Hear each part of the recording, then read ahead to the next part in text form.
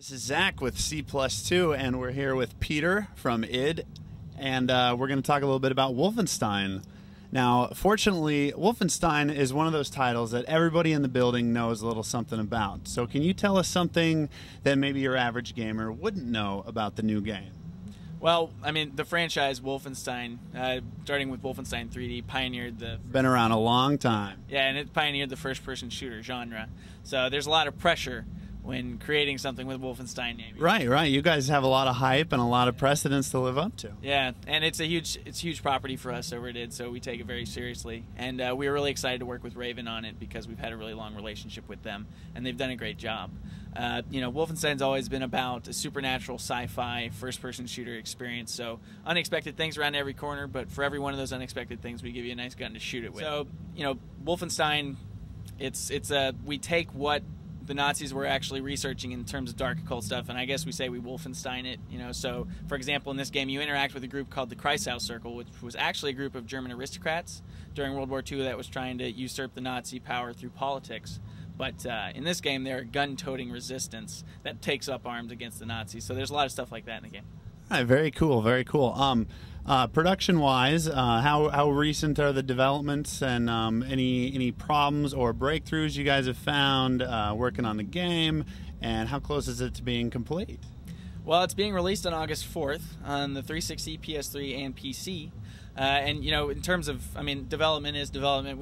You come across a lot of stuff. You take stuff out, you put stuff in, and so we've been toying with it for a long time, and we're feeling like we've hit that sweet spot, you know, where it feels like Wolfenstein. It's just a blast to play.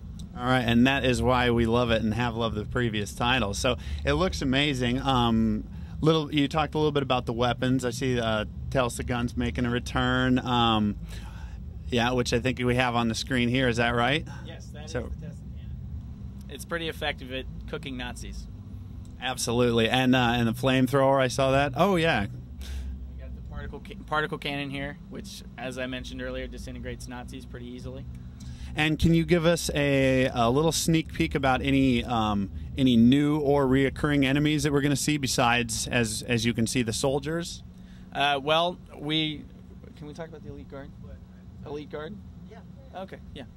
So in terms of returning enemies, the scantily clad Elite Guard are back. You know, they're a formidable foe.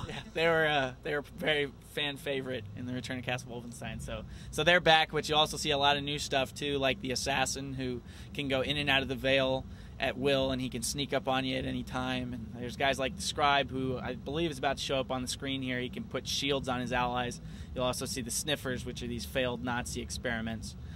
So there's a lot of cool stuff to see for sure. Very cool. And lastly, is the majority of the game, I know, playing Return to Castle Wolfenstein, we got to see some really awesome outside environments, and you know, the castle, and you know, dropping in on the plane and the hangar and everything. Any real expansive outside locations in this game? Absolutely. You know, the great thing about Wolfenstein is that it's not grounded in history, so we can go nuts and do a lot. You have a little bit of freedom. Yeah. So you will see a lot of unique environments that you haven't seen before in this game. We've got underground caverns that you'll explore. We've got these expansive battlefields that you'll come across, like in Church. It's open warfare in the city. It's a lot of really cool stuff.